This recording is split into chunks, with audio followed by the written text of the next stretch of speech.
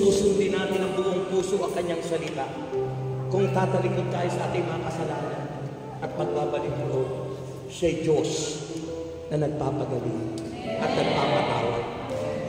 Lahat ng sakit ko, sakit sa puso, enlargement of the heart, ulcer, hepatitis, arthritis, at colitis. May sakit pang colitis? Lahat po, yung bara sa 4 na ugat, pinagaling lahat ako ng Panginoon. Kaya kung ang edad nyo'y 68 tulad ko, yung ibang may sakit, yung ibang 68 years old, halata mo talagang 68. Pero sabi ng iba, si Brother Rex, parang 38 lang. Sapagkat pag ang Diyos ay sumakaalim, sabi ng Romans 8:31, kung ang Diyos ay panig sa atin at nasa sa atin, walang makalalaban sa atin. Talo ang sakit, talo ang karamdaman, talo ang problema, talo ang lahat. Talunan ang demonyo. At masasabi mong, you are more than conqueror and no one can defeat you. Walang makalalaban sa iyo, ikay mananatalaman. Taas mo ang kamay mo, sabihin mo, Panginoon, sa iyo ako nagtitiwala at umaasa na ikaw ay Diyos na makapangyarihan sa lahat, na magagawa ang lahat ng bagay, kagalingan, kalakasan, kasaganaan, kahirapan, ay magtatagumpay ako sapagkat ikaw ang aking kayamanan. For you have said in your word, I am the God.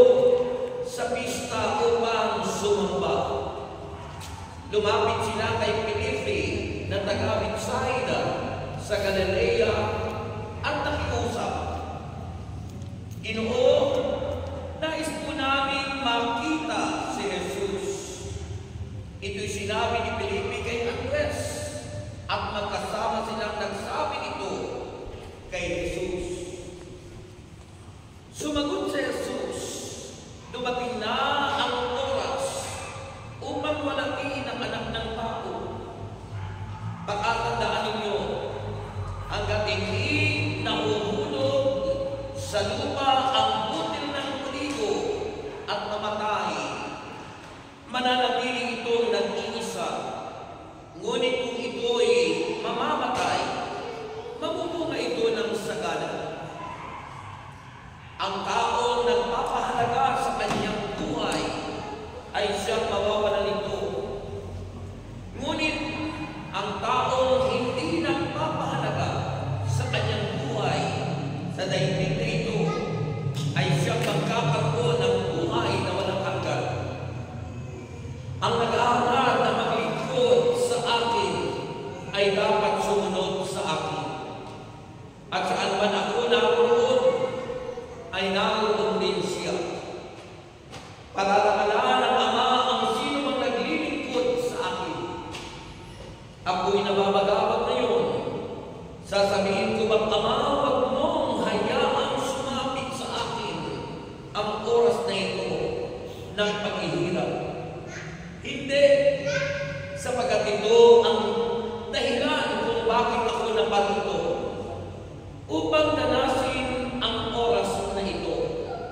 Ama, luwalhatiin mo ang iyong pangalan.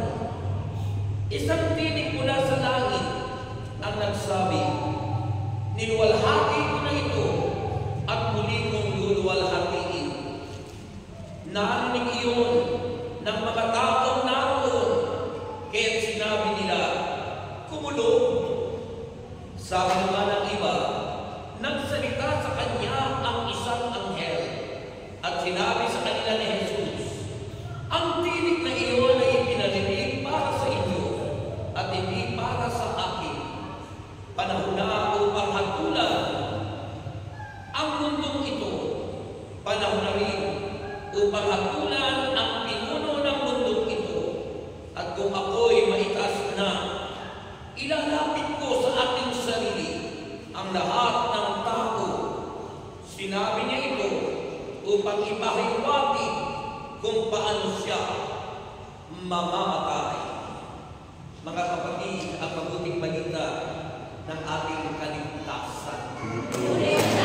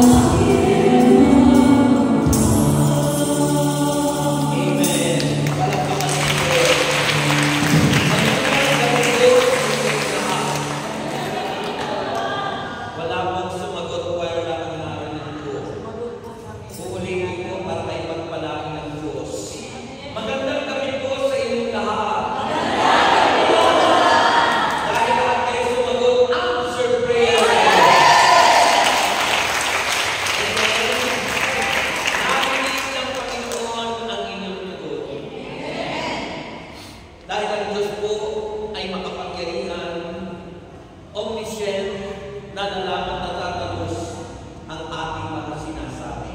Amen! Kaya ngayong gabi ito, lahat ng may sakit ay gagaling.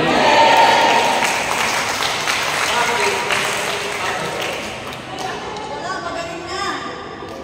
May sakit sa pusa. At kaibigan ko kayo maupo sa napakagandang mensahe at presensya ng Diyos. Nasa tagiliran lang sila. Kung ito'y barko, baka tumagigil. Dapat balance yun, no? Para at least ano, kaso, siyempre, nandiyan na kayo. At hanggang alas 8 lang kayo nakalagay sa inyong visual order. Kaya, mahalaga po yung makinig. Ipinom muna ako kasi ngayon lang ito binigay.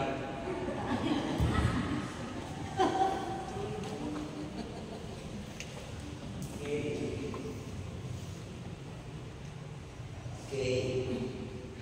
Sabihin niyo okay. Okay ba kayo? Okay po ba kayo? Yan, ako niya ako nakarating dito. Pagkalipas ng mahabang panahon ng pandemya. Yan. At alam mo po, yung iba po ay kinuha ni Lord ng pandemic. Yung mga dapat po nakikita pa ngayon, ngayon wala na rito. Napuna na sa inyo. Una-una lang yan naman eh. Ang nakalagay doon sa sementeryo nabasa ko ay, ako ngayon, ikaw bukas. Di ba? Yun ang nasa pagdiriwang ng Kwaresma. Tayo lahat ay galing sa alabo at magpapalik tayo sa alabo. At naging bago, nag-upgrade ang nakalagay ngayon ay, magsisi, magbalik loob sa Diyos at maniwala sa mabuting balita. No? Maniwala sa mabuting balita. Pag kayo maniwala sa mabuting balita, uuwi kayong tagumpay. Amen. Pero nung una, ang ibig sabihin nun ay mamamatay ka rin. Di ba? Naggaling ka sa labo, magpapalik ka sa labo, ibig sabihin nun, mamamatay ka rin. Lahat tayo mamamatay. Sino ibig sa inyo mamamatay? Lahat iman. At yan ang dapat paghandaan. Bakit may Kwaresma? 40 days, ano? The significance of 40 in our life, mga kapatid, is cleansing. Yung tayo maging malinis. Purification. Maging banal. Sabi ng 1 Peter chapter 1 verse 15, yamang ang tumawag sa inyo ay banal. Magpakabanal kayo. Ano man ang inyong ginagawa.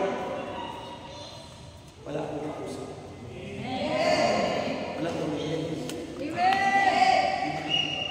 sabi ng Biblia, yamang ang tumawag sa inyo, magpakabanal kayo. Yamang tumawag sa inyo ay banal. Ang Diyos, magpakabanal kayo.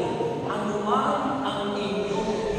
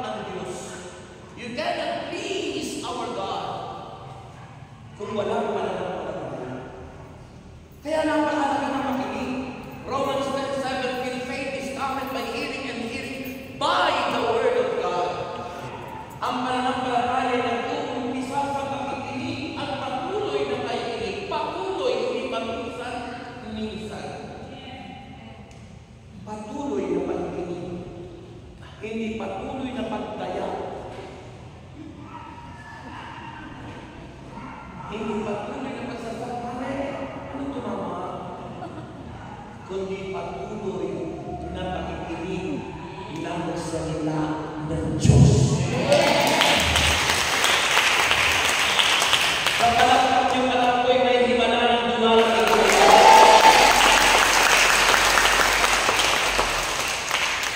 Kailangan yung isa ng puso natin sa araw-araw. Remember, life is a journey. Paglalakbay ang buhay. Paglalakbay ang buhay. And we have destination. Mayroon tayong pupuntahan.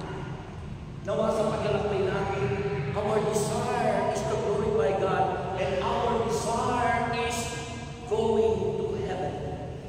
Patungo sa langit, hindi patungo sa impyerno. Maraming tao gusto pumunta sa langit, pero ang ginagawa nila araw-araw ay patungo sa impyerno. So hindi naluluwalhati ang Diyos. Ang demonyo ang naluluwalhati kapag di tayo sumusunod sa kanyang kalooban. Kaya mahalaga po ang makinig. Dahil ang salita ng Diyos ay buhay. Hebrew chapter 4 verse 12, ang salita ng Diyos ay buhay. Mag-isa, kadalang kasa,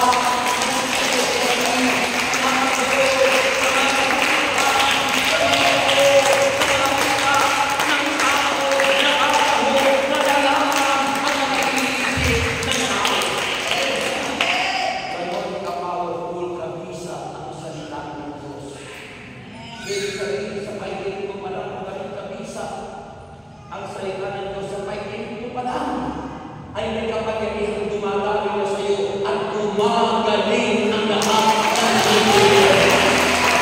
Gumagaling ang lahat ng Diyos. Ang salita ng Diyos, sapagkat ang salita ng Diyos ay si Jesus. John chapter 1 verse 1. In the beginning was the Word, and the Word was with God, and the Word was God. John 1:14, and the Word became flesh and dwelt among us. At ang salita ng Diyos ay nagkatawang tao. Bakit nagkatawang tao ang salita ng Diyos?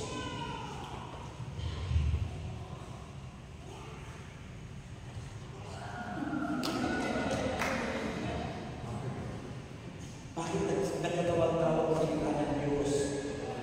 Para tayo ligtas.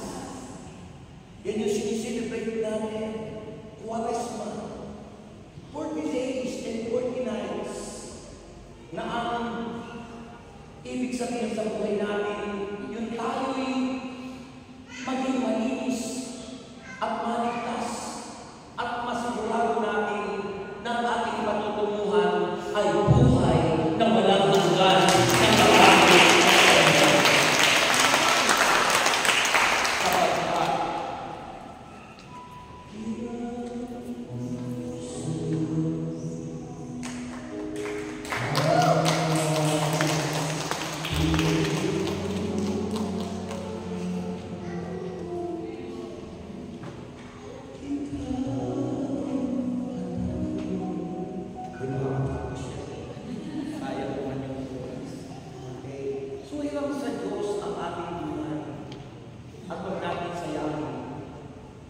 Sabi ko kanina doon sa aking preaching kanina is, Lent, it means passage of Lent. Lent. Pag sinabing Lent, pahirap. Mayroong mga lending institution, nagpapakutang, nagpapahirap. So, ibig sabihin, lahat ng ating tinatamasa ngayon, tinatanggi ay hiram sa Diyos. At wala tayong pag-aari. Lahat ng ating nabirito sa ating buhay, katawan, loob, bahay, lupa, sasakyan, lahat ng yan, asawa at mga anak ay pahiram sa ating ng Diyos. At dahil lahat ng ito'y hiram sa Diyos,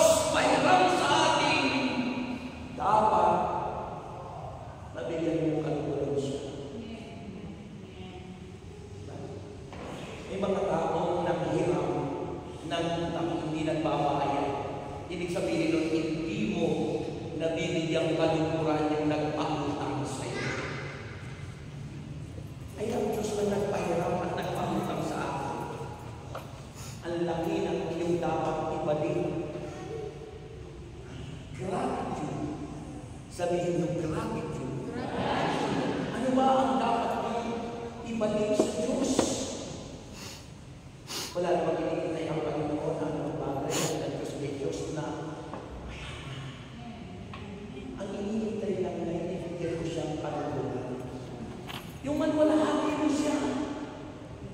Yung mag-glorify mo siya, yung makita ka lang dyan sa sulok na yan, o dyan sa lansangan na kayo naglalakad ay nakikita sa iyo ang presensya ng Panginoon. Hindi ka sa iyo ang presensya ng dito.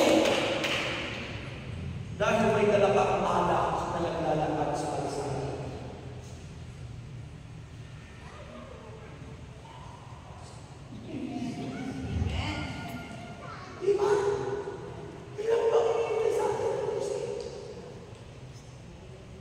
Sabi sa akin talaga, Ama namin, sumasalangit ka. Sambahin ang pangalan mo. Sabi nito yung panalasulatan, sabi ni Jesus Christ, Ama, muli mong lalapiin ang iyong pangalan. Yung pangalan ng Ama'y ibinigay kay Kristo. Sapagat ako at ang Ama'y iisa, sabi niya. Luwalhatiin ang sabi ng Panginoon, di narinig sa langit. Noon pa'y nagwalhati ko na ang pangalan niya. At ngayon muli kong luwalhatiin na dahil sa gagawin ni Kristo na siya'y mamamatay na sa ating lahat at siya'y magbuhay. Ay sa akin, taglay natin yung pangalan niya, Kristiyano. Ako'y Kristiyano. Pero pagdaan mo dyan, hindi nakikita sa iyo yung pagiging Kristiyano. Pasuray-suray ka. Nakita mo yan, uy, ano ito mama? Katayangan.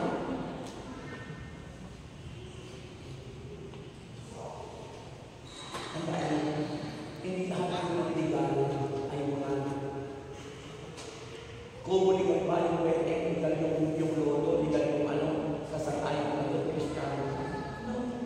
Sabi ng Bible, do not conform any longer to the pattern of this world. Sapagkat ang iglesia came from the word ecclesia. It means called. Tinawag tayo lahat.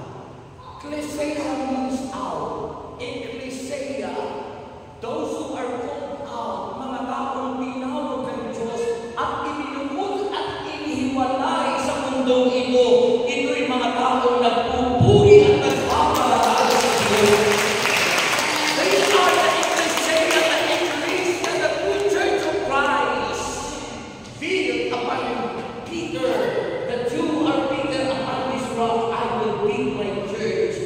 Matthew chapter 16 verse 18.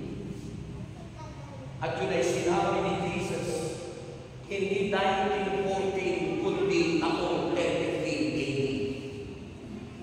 it means Anno Domini. Anno Domini, it means taon ng Panginoon, the year of the Lord. At yan ang katotohanan ng simbahan. Mga taong ikaw at ako ay kasapi dahil ang kasapi ni Kristo sa kanyang body.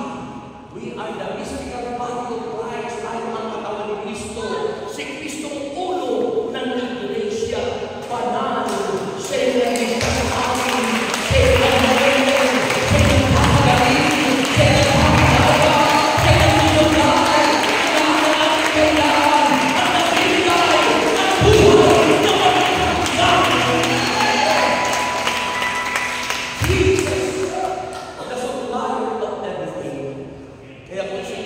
buhay na si Kristo'y ulo, si Kristo'y anointed, si Kristo'y banal, at tayo ang katawan.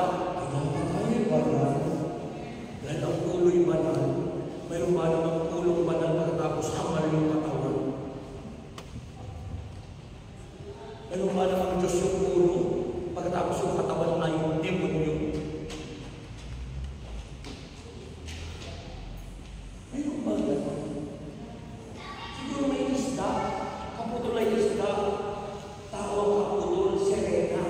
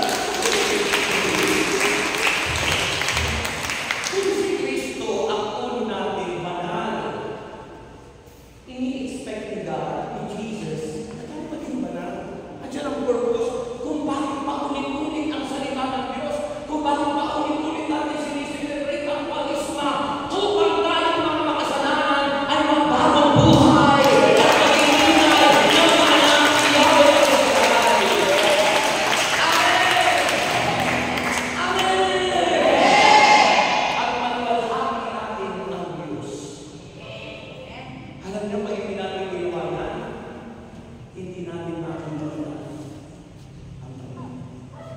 Sabi ng mga Grego, na dumalo ng pesta, lumapit kay Pilipi, at ang sabi kay Pilipi, Pinoon, nais po namin makita si Jesus.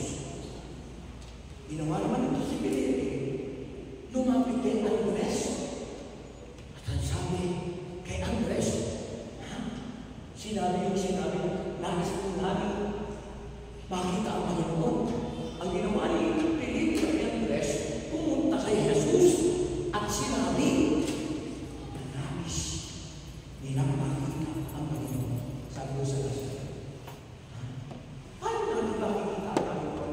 Sabi ng biyabit, Matthew chapter 5. Sabi ng Matthew chapter 5, sa biyabit yun, doon na ang Panginoon sa Mount of Olive. At nag-preach si Kristo sa harap ng mga tao ng mga alagad. At ang sabi ng Panginoon, mapala ang may malinis ng puso sapagkat makikita nila ang Diyos. If we want to see Jesus, we need to be pure and clean heart. Sabi ng ating inaawit nila, a pure heart, that's what I know.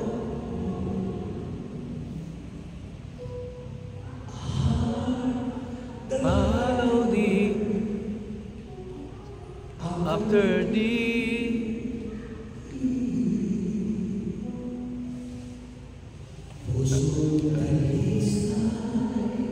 Yan nais ng Panginoon. Ang aking nalikhain.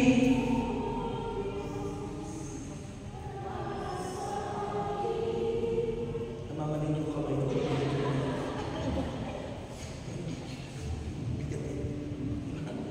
Nais mo ng Panginoon ay pusong dalisay.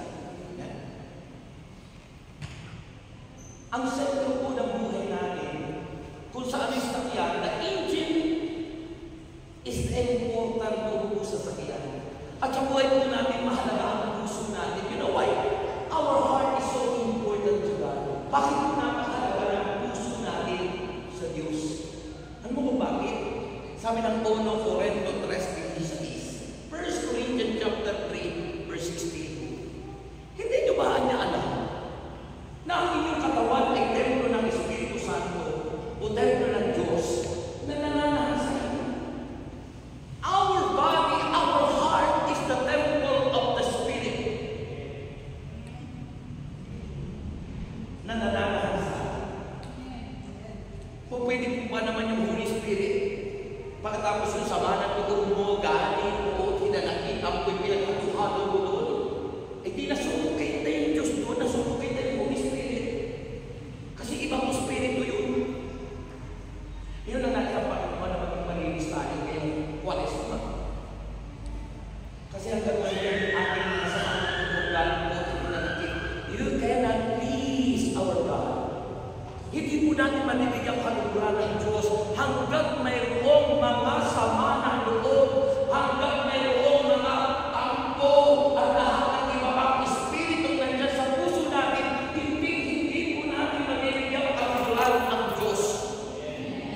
Maaaring magkunwari ka lang, maaaring mag-plastic ka na lang tayo. Pero the truth, ang katotohanan, ang siyang magpapalaya sa ating mga.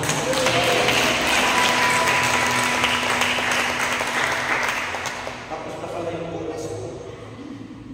Nasa introduction pa lang. Okay. So yung po yun, mga kapatid. Ha? Para maluwalhati natin ang Diyos, dapat maging malinis ang puso natin. At it will happen, nangyayari po yun, kung sabi ko sa verse 24, kapag ang butil ng trigo ay bumagsak sa lupa at mamatay, kapag namatay tayo sa lumang buhay, sumisimulo tayo sa trigo. Kapag tayo bumagsak sa lupa at namatay na tayo, nagpakababa tayo, tulad ni Kristo na bagamat siya'y Diyos,